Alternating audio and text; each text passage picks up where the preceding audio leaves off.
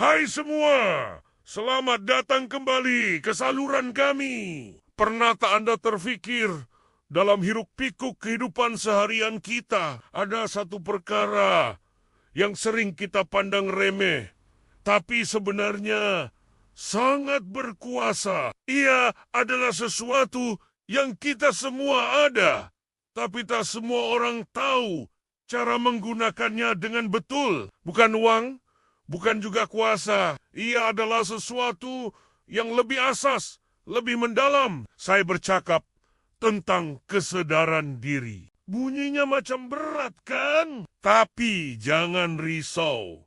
Hari ini kita akan pecahkan konsep ini kepada sesuatu yang mudah difahami dan yang paling penting boleh kita amalkan. Kesedaran diri secara ringkasnya adalah kebolehan untuk melihat diri kita dengan jelas dan objektif. Ia seperti kita ada cermin ajaib yang boleh tunjukkan bukan sahaja rupa luaran kita, tapi juga pikiran, emosi, kekuatan, dan kelemahan kita. Bayangkan betapa hebatnya kalau kita faham kenapa kita rasa marah bila terperangkap dalam kesesakan lalu lintas.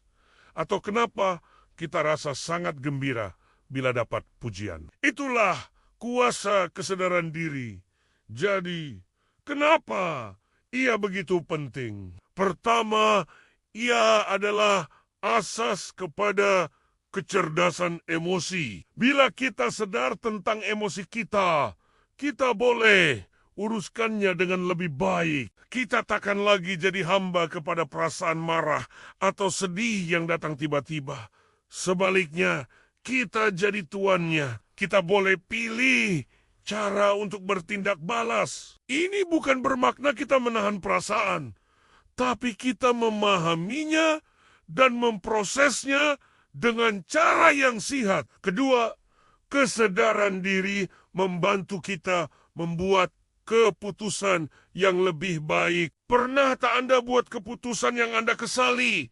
Kemudian, selalunya ini berlaku bila kita bertindak mengikut gerak hati atau tekanan tanpa benar-benar faham apa yang kita mahukan. Dengan kesedaran diri, kita lebih jelas tentang nilai hidup, matlamat, dan apa yang benar-benar penting bagi kita. Jadi, setiap keputusan yang kita buat, dari sekecil memilih makanan tengah hari hingga sebesar memilih laluan kerjaya, akan lebih selari dengan diri kita yang sebenar. Ketiga, ia meningkatkan hubungan kita dengan orang lain. Apabila kita faham diri sendiri, kita akan lebih mudah untuk faham orang lain.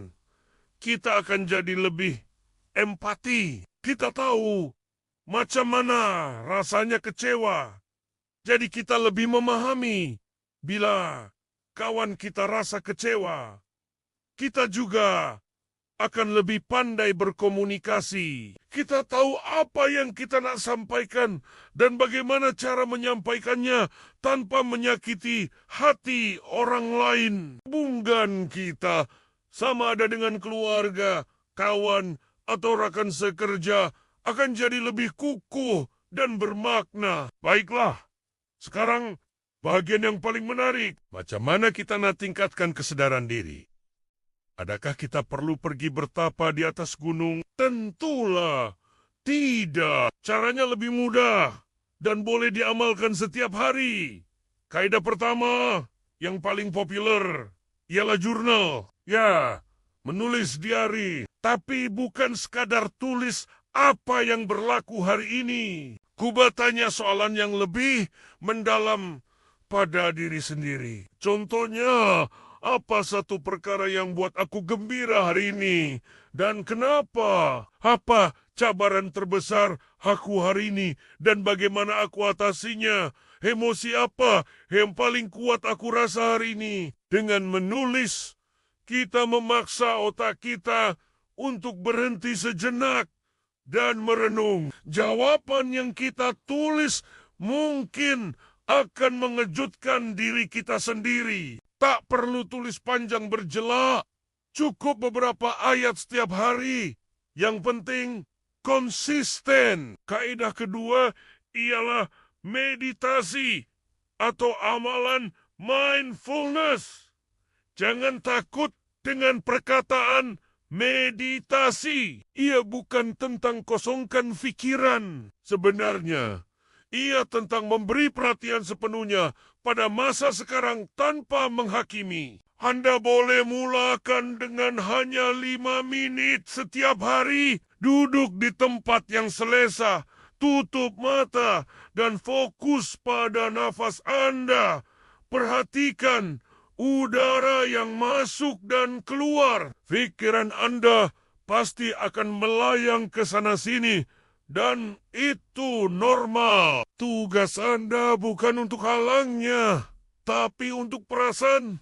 Bila ia berlaku dan dengan lembut, bawa kembali fokus Anda kepada nafas. Amalan ini melatih otot kesadaran kita. Lama-kelamaan, kita akan lebih mudah perasaan apa yang sedang berlaku dalam pikiran dan badan kita sepanjang hari.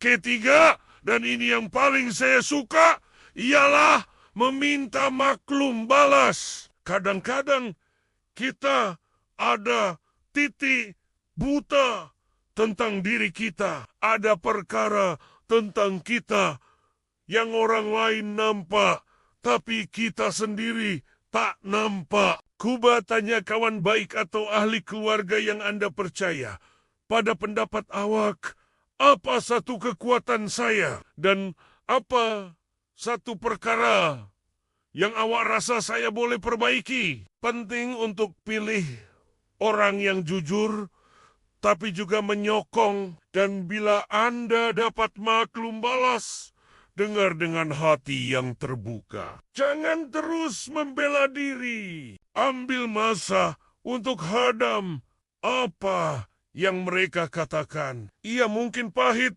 tapi ia adalah obat yang sangat mujarab untuk pertumbuhan diri. Satu lagi tip bonus.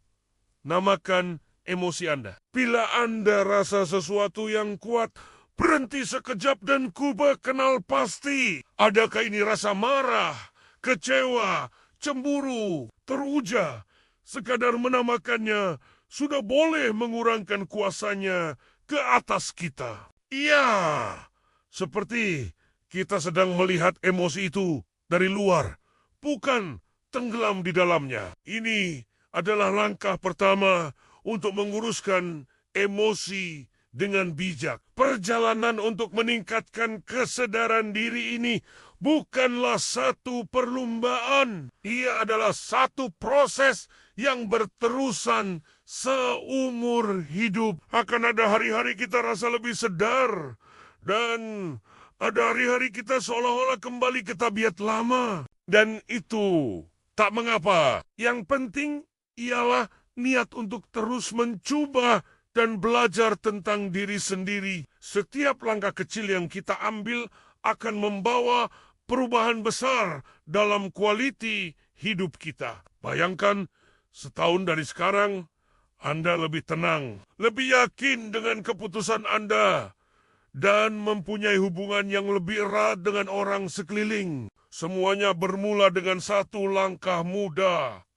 Mengambil keputusan untuk mengenali diri Anda dengan lebih baik hari ini. Jadi, cabaran saya untuk Anda minggu ini, Kuba salah satu kaidah yang saya kongsikan tadi, sama ada mula menulis jurnal, Kuba meditasi 5 menit, atau beranikan diri minta maklum balas. Kongsikan pengalaman Anda di ruangan komen di bawah. Saya sangat teruja untuk membaca perjalanan Anda. Mana tahu cerita Anda boleh memberi inspirasi kepada orang lain juga. Ingat, pelaburan terbaik yang boleh Anda buat bukanlah pada saham atau hartanah, tetapi pada diri Anda sendiri, dan kesadaran diri adalah asas kepada pelaburan itu. Terima kasih